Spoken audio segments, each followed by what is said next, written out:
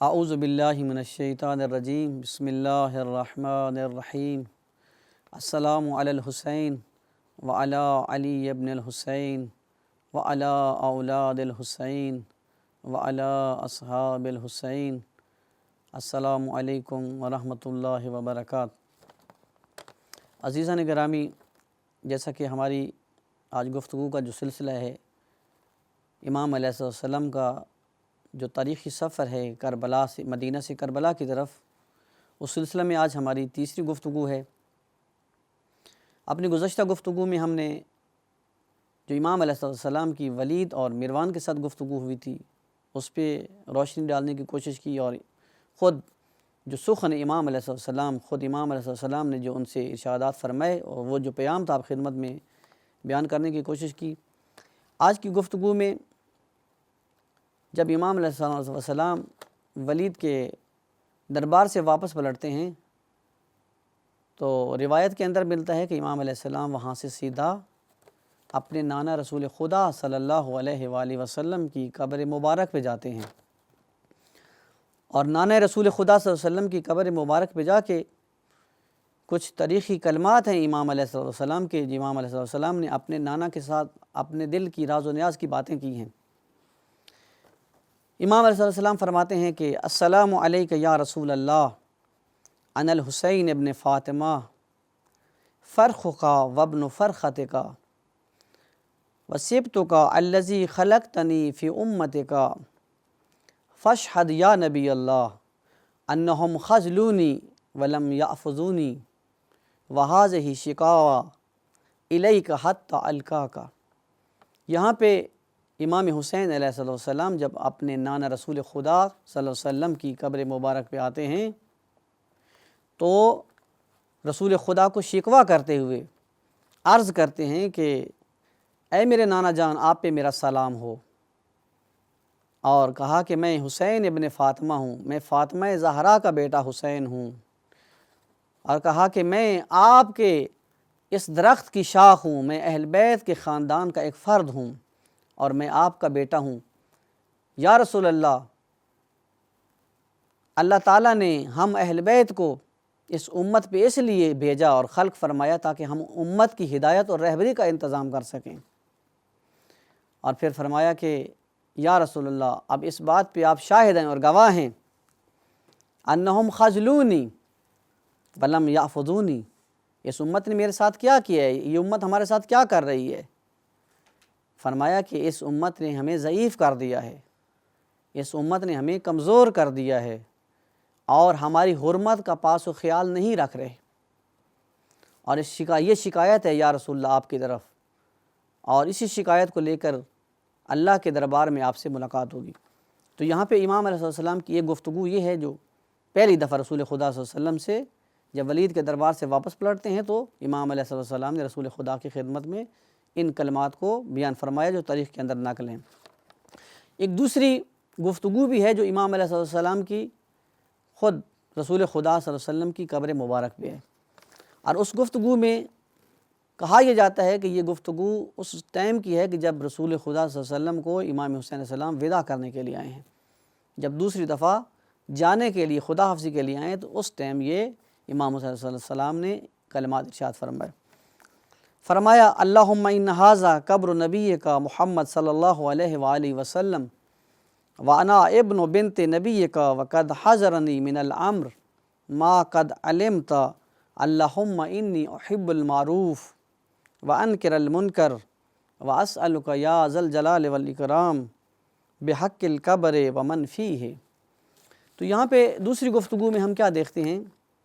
کہ اس دوسری گفتگو کے اندر رسول خدا صلی اللہ علیہ وسلم کو مخاطب کرتے ہوئے امام صلی اللہ علیہ وسلم یہاں پہ جو عرض کر رہے ہیں اور فرما رہے ہیں، فرمایا کہ ان ھذا قبر نبی کا، یہ میرے نبی کی، یہ ہمارے نبی صلی اللہ علیہ وسلم کی قبر پاک ہے، اور کہا کہ میں رسول خدا صلی اللہ علیہ وسلم کی بیٹی کا بیٹا ہوں، میں جناب فاطمہ زہرا کا بیٹا ہوں۔ اور اب یہ امر، یہ جو واقعہ رونما ہو رہا ہے کہ یہ اے خدا آپ کے سامنے ہے اور تیرے رسول کے سامنے ہے کہ یہ جو واقعات اور حادثات رونما ہو رہے ہیں، اور یہ جو امت مجھے مجبور کر رہی ہے مدینہ سے نکلنے کے لیے اور یزید کی بیعت کو انجام دینے کے لیے، میرے اللہ تو اس بات کو جانتا ہے۔ اور اس کے بعد فرماتے ہیں اللہم انا احب، اے پروردگار میں پسند کرتا ہوں امر بالمعروف کو، میں امر بالمعروف کو پسند کرتا ہوں کہ میں لوگوں کو، معاشرے کو نیکیوں کا حکم دوں، اور میں برائیوں سے نفرت کرتا ہوں۔ اور پھر فرمایا کہ اے پروردگار تیری بارگاہ میں میرا یہ سوال ہے، اور میں تیری بارگاہ میں یہ سوال کر رہا ہوں، عرض کر رہا ہوں، یہ معاملہ اب تیری بارگاہ میں ہے پروردگار۔ اور آخر میں مولا کیا فرماتے ہیں کہ پروردگار میں تیری رضا اور تیرے رسول کی رضا پہ راضی ہوں، جو تیری رضا اور تیرے رسول کی رضا میں جو چیز مضمر ہے حسین اس کو قبول کرنے کے لیے تیار ہے۔ اگر تیری رضا اور تیرے رسول کی رضا اسی میں ہے کہ میں اپنے شہر مدینہ کو چھوڑ دوں اور اپنے وطن کو ہجرت کروں، تو پروردگار مجھ حسین کو تیری رضا اور تیرے رسول کی رضا جو ہے وہ مقدم ہے، مجھے قبول ہے۔ اگرچہ اس راستے میں مجھے مشکلات آئیں گی، تکلیفیں آئیں گی، اپنا گھر چھوڑ رہا ہوں، یہ میں برداشت کر لوں گا، اپنے گھر کو چھوڑ رہا ہوں، اپنی اولاد، اپنے یہاں پہ رہنے والے لوگوں کو چھوڑ رہا ہوں، اپنے نانا رسول کی قبر پاک کو چھوڑ رہا ہوں، اپنی ماں فاطمہ زہرا کی قبر اطہر کو چھوڑ رہا ہوں، اپنے بھائی حسن مجتبیٰ کی قبر پاک کو چھوڑ رہا ہوں، اپنے خاندان کی، اپنے آباء و اجداد کا وطن چھوڑ رہا ہوں، لیکن پروردگار اگر تیری رضایت اس میں ہے کہ حسین اس کام کو انجام دے، تو حسین اس کام کو انجام دینے کے لیے تیار ہے۔ اب یہاں پہ چونکہ مدینہ کے لوگ باقی بھی آگاہ ہو چکے تھے کہ امام حسین علیہ السلام نے